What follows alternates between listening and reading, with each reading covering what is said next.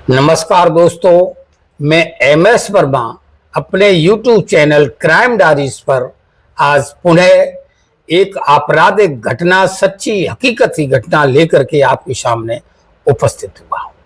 दोस्तों, गुरु की महिमा बड़ी अपरंपार है। एक दोहे में कहा गया है कि गुरु गोविंद दोऊ खड़े, काके लागू पाए, बलिहारी गुरु आपने गोविंद दिए मिला। दूसरी में कहा गया है, गुरुर ब्रह्मा गुरुर विष्णु गुरुर्देव महेश्वरा, गुरु साक्षात पर ब्रह्म, तस्मै श्री गुरुवे नमः। गुरु की महिमा बड़ी अपरंपार है। भगवान भी खड़े हैं और गुरु खड़े हैं, तो पहले पैर जो है, कभी ने ये बताया कि पहले जो है आप गुरु के पैर पकड़िए, उसके बाद भगवान की पकड़िए। तो गुरु का दर्जा ईश्वर से भी बड़ा बताया गया है। तो दोस्तों, आज की कहानी जो है इन्हीं गुरु और चेला की दोनों की परंपराओं पर है। और गुरु ने जो किया वो बहुत ही गलत किया, और ऐसा उसे करना चाहिए या नहीं करना चाहिए, ये आपका विषय है। आपको ये कमेंट में बताया जाएगा। पूरे देश के लोगों को ये सोचने पर मजबूर कर दिया है। हर कोई हैरान है और हर कोई परेशान है और सोचता है कि ये जो हुआ है वो ऐसे कैसे हो सकता है। सोशल मीडिया पर ये जब ट्रेंड हो रहा है, एक 12 साल का लड़का ने अपनी टीचर, जिसकी अवस्था 23 साल होती है, उसको जो है प्रेग्नेंट कर दिया है। तो 13 साल या 11-12 साल का बच्चा 23 साल की टीचर को ये प्रेग्नेंट ही नहीं कर दिया। और जब ये चीज वो लड़की जानती है टीचर, और उसको लेकर के जो है फरार हो जाती है। दोस्तों, ये कहानी सुनाने से पहले हम आपसे ये अनुरोध करेंगे, उसके बाद क्या हुआ ये सब बताएंगे। कहानी सुनाने से पहले मैं आप पर रिक्वेस्ट करेंगे कि जो हमारे YouTube चैनल पर नए आए हैं वो जरा इसको सब्सक्राइब सब्र कर लें, और जो लोग हमारे व्यूअर्स हैं वो लाइक और कमेंट जरूर करें। तो दोस्तों, ये कहानी जो है वो जो है गुजरात की है। गुजरात में एक जगह पड़ती है, उस जगह का नाम है सूरत। सूरत थाना क्षेत्र के अंतर्गत सूरत जो है जिला है, उसमें एक इलाका पड़ता है, और इस इलाके का नाम है पुणे वाला। पुणे में ये जो घटना है वो उसी क्षेत्र की पुणे की है। उसमें एक व्यवसायी रहते हैं। व्यवसायी का एक लड़का होता है, और लड़का जो है हर एक गार्जियंस ये चाहते हैं कि मेरा बेटा उच्च शिक्षा प्राप्त करे, अच्छी शिक्षा प्राप्त करे, जिससे उसका भविष्य बढ़िया और उज्जवल बन सके। ऐसा वो भी करते हैं। और उसी मोहल्ले में रहने वाली एक लड़की है जो बच्चों को घर घर ट्यूशन पढ़ाया करती है, शिक्षा देती है। तो उस लड़की से बात की जाती है। बात करने के बाद वो लड़की हाँ कर देती है, और उसके घर पर आकर के ही उसे वो शिक्षा देने लगती है। वो लड़का उसे पसंद आ जाता है। अब उसकी महिमा देखिए, उसका माइंड देखिए, उसका दिमाग देखिए। एक 23 साल की लड़की यानी जो शिक्षिका है, वो उसकी नियति उस 11 साल के बच्चे पर खराब हो जाती है। और वो कभी उसको बैड टच करती है लड़के को, कभी ऊपर के बटन खोल के आती है ब्लाउज के, तमाम तरह की वो ऐसी हरकत करती है जिससे बच्चे का ध्यान उसके अंगों पर चला जाए, और बच्चा अंगों पर ध्यान देने भी लगता है। क्योंकि ये जो 12-13 साल 11-12 साल की अवस्था है, यहाँ से शरीर में हार्मोन्स चेंज होने लगते हैं, और बच्चों का अट्रैक्शन जो है वो फीमेल की तरफ चालू हो जाता है। तो ये करते करते कई दिन उसको बीत जाते हैं। एक दिन ऐसा होता है कि उस व्यापारी के घर में कोई नहीं होता है, तो वो जो टीचर है उस लड़के के साथ गलत संबंध बना लेती है। अब ये कार्यक्रम अब पर डे जो है ये लड़की चाहती है कि ऐसा हो, मगर उनके जो है गार्जियंस वो घर का खाली नहीं करते हैं, वो परमानेंट जब तक वो ट्यूशन पढ़ाती है वो वहां रहते हैं। वो देखते भी हैं, चेकिंग भी करते हैं कि अच्छा पढ़ाती है अथवा नहीं पढ़ाती है। एक लड़की का अब जो छात्र दिमाग है वो वहां से काम करता है, और काम करने के बाद वो टीचर ये कहती है उसके घर वालों से कि अब मेरे पास बच्चे ज्यादा हो गए हैं, अब हम आपके बच्चे को घर पर आकर के सेवा नहीं दे सकते हैं। चूंकि वो मामला उसी मोहल्ले का होता है तो उसके माता पिता है, पूछते हैं तो मुझे करना क्या है, मुझे जरा ये बताइएगा। तो वो टीचर महिला कहती है कि आपको अब इस बच्चे को हमारे घर भेजना होगा। समय निश्चित किया जाता है और 2 बजे का समय निर्धारित कर दिया जाता है, और वो पढ़ाने के बाद 4 बजे बच्चा घर आ जाया करता था। ये अब रूटीन में चालू हो जाता है। इस लड़की के टीचर के जो है माता पिता वो जो है फैक्ट्रियों में काम कर रहे होते हैं, नौकरी कर रहे होते हैं, तो वो अपना टाइम से वो घर से निकल जाते हैं। ये इसका घर जो है खाली रह जाता है, और उसने ये बुलाया ही इसीलिए था। अब पढ़ाई कम करती है और जो है अपना शारीरिक पूर्ति ज्यादा करती है। जब उसका मन होता है तो संबंध बनाते हैं, संबंध बनाते बनाते एक समय ऐसा आ जाता है कि वो टीचर है वो प्रेग्नेंट हो जाती है। प्रेग्नेंट होने के बाद उसे फिर वो एक किट लाती है, उससे चेक करती है। चेक करने के बाद पॉजिटिव रिपोर्ट आती है। अब ये बात उस लड़के को बताती है। चूंकि हिंदुस्तान में 18 साल तक का लड़का नाबालिग बोला जाता है, अबोध बोला जाता है, और उसमें सोचने समझने की शक्ति सरकार नहीं मानती है, हमारे देश का कानून नहीं मानता है। उसे अपने हित और अहित का ज्ञान नहीं होता है, ऐसा हमारा कानून का आकलन है। तो यहाँ पर उस लड़के से वो कहती है अब क्या करेंगे बताइए, मामला ऐसा है। तो उस लड़के का भी मन पढ़ाई पर नहीं लगता था, और वो कहता है कि आप जैसा निर्णय लो हम उसी में शामिल हैं, चलो घर से भाग चलते हैं। लड़की ने प्लान बनाया था, लड़के से उधर से उसके वस्त्र, दूसरे दिन उसके वस्त्र मंगवाए, और वस्त्र मंगाने के बाद इसने 24 अप्रैल 2025 को ये महिला टीचर या गुरु जो है बाजार जाती है, और बाजार से आने के बाद वो जो है ट्रॉली बैग खरीद के लाती है, और लड़का तो अपना पिट्ठू बैग लाता ही था, उसमें वो अपने घर के कपड़े भरती है, और जो भी उसके घर में पैसा वैसा मिलता है वो भी उसमें रखती है।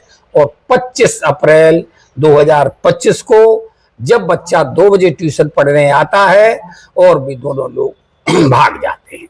चूंकि 4 बजे बच्चा हर हालत में घर आ जाता था, आज बच्चा नहीं आया, घर वालों को चिंता होती है। 4 की जगह 5 बज जाता है, फिर 6 बज जाता है, फिर 7 बज जाता है। घर के लोग हैरान हो जाते हैं, परेशान हो जाते हैं।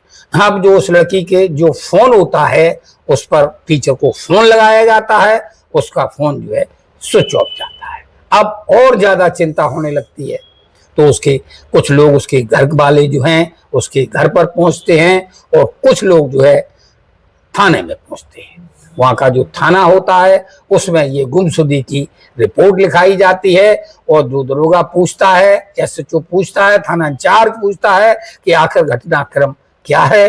तो वो घटनाक्रम घर वाले अपनी बात को बताते हैं कि मेरा बेटा पर डे इस टाइम पे जाता था और इस टाइम पर वो वापस आ जाता था, मगर आज की तारीख में जो बच्चा गया है वो लौट के वापस नहीं आया। पुलिस भी ढूंढने लगती है। अब जो उसका पता था महिला टीचर का, पुलिस वाले वहां जाते हैं।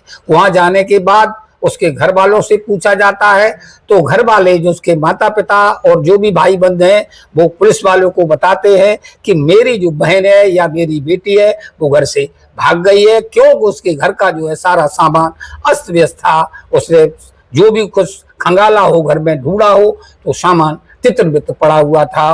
और जब वो घर पे नहीं आई, घर पे नहीं थी, तो उन्होंने अंदाजा लगा लिया कि ये भाग गई है। तो लड़का वाले भी ढूंढते हैं। अब लड़की के माता पिता भी उसकी खोज करते हैं, और पुलिस वाले भी गुमशुदगी की रिपोर्ट दर्ज कर उसको ढूंढना प्रारंभ करते हैं। तो अब प्रारंभ करते लड़का पे जो फोन था उस पर फोन लगाते हैं तो उसका फोन भी स्विच ऑफ जाता है, लड़की का भी स्विच ऑफ और लड़के का भी स्विच ऑफ। अब पुलिस के पास सिर्फ एक ही विकल्प बचता है और वो विकल्प है कि सीसीटीवी कैमरे पहले ये पता लगाया जाए कि हुआ क्या है, आखिर वो उसके साथ गया भी है कि नहीं गया है, दोनों अलग अलग तो नहीं गए हैं। तो पुलिस सीसीटीवी उस क्षेत्र के जितने सीसीटीवी कैमरे होते हैं हजारों की संख्या में उनको तलाशा जाता है, सीसीटीवी कैमरे को खंगाला जाता है। कुछ जगह पर जो सीसीटीवी कैमरे ऐसे थे जिसमें उसकी पोजीशन बिल्कुल क्लियर आ जाती है और वो उस पर दिखाई देता है कि लड़की के हाथ में ट्रॉली का बैग है और बच्चे के पीठ पर जो है ट्रॉली जो पिट्ठू बैग है वो पिट्ठू बैग होता है। अब यहां से पुलिस आश्वस्त हो जाती है और जान जाती है कि इसको ले जाने में लड़की का ही हाथ है, तो अपहरण का मुकदमा उस लड़की के खिलाफ लिख लिया जाता है और पुलिस ढूंढना प्रारंभ कर देती है। तो पुलिस अब इसने जब जो लड़की भाग गई, शाम हो गई, तो इसने अपना जो मोबाइल स्विच ऑफ था वो उसको खोल लिया। जो जैसे ही मोबाइल स्विच ऑफ खुला तो उसको लोकेशन ट्रेस कर रही थी पुलिस और लोकेशन ट्रेस हो जाती है। अब जहां कभी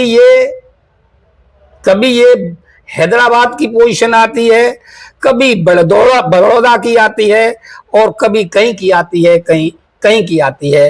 लोकेशन जो है बार बार वो चेंज हो रही होती है। इस वजह से पुलिस जो है छापामारी जरूर करती है, उस जगह पर जाती है, लेकिन तब तक जो है लोकेशन चेंज हो जाती है। इस तरह से करते करते दोस्तों 25 तारीख की भागी हुई लड़की और लड़का 25 अप्रैल 2025 को अब जो है ये आ जाती है 30 अप्रैल 2025 को। 30 अप्रैल 2025 को जब वो लड़की सीमा रेखा, राजस्थान की सीमा रेखा पर आती है लोकेशन, तो वहां पर पुलिस लग जाती है और पुलिस लगने के बाद उस लोकेशन के आधार पर लग्जरी जो बस है उसको खंगालती है। पहली बस में कुछ उसे मिलता नहीं है।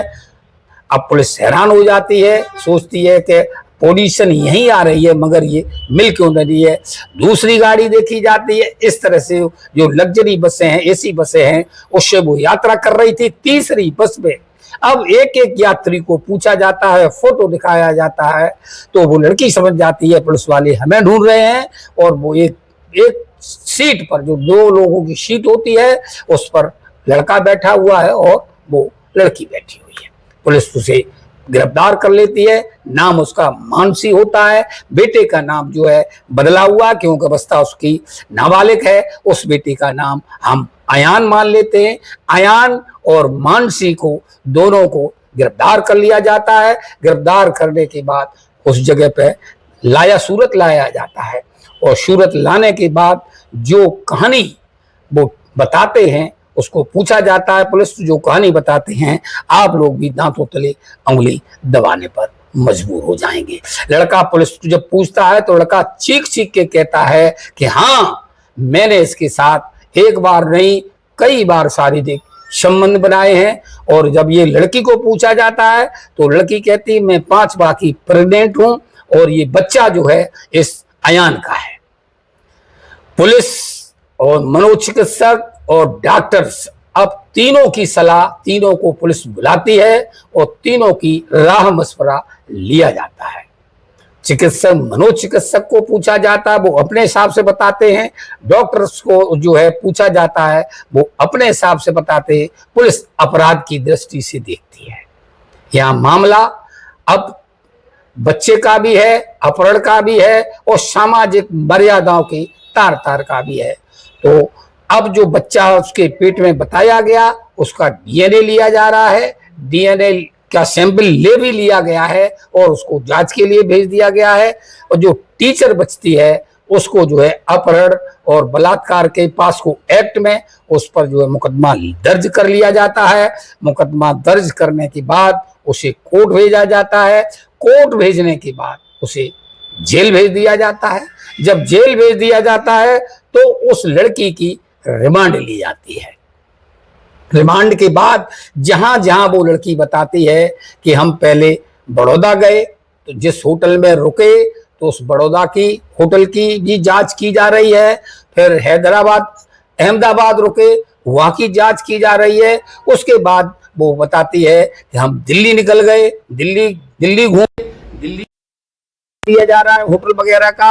उसके बाद वृंदावन बताती है लड़की कि मैं वृंदावन आई थी, तो वृंदावन में घूमी और जो भी है मथुरा वृंदावन में जो भी मंदिर वगैरह वो उसको दिन भर घुमाती रही। शाम को फिर जो है वो अहमदाबाद के लिए बस में बैठती है और बस में बैठती है, कोई लोग उससे लोकेशन मिल जाती है। जब वो सीमा रेखा राजस्थान की सीमा रेखा और आती है तो वहां पर जो है पुलिस लग जाती है लोकेशन ट्रैक्स के आधार पर और उसे गिरफ्तार कर ली। दोस्तों ये कहानी सुनाने का मतलब किसी को हैरान करना नहीं है, किसी को परेशान करना नहीं है, किसी को बदनाम करना नहीं है।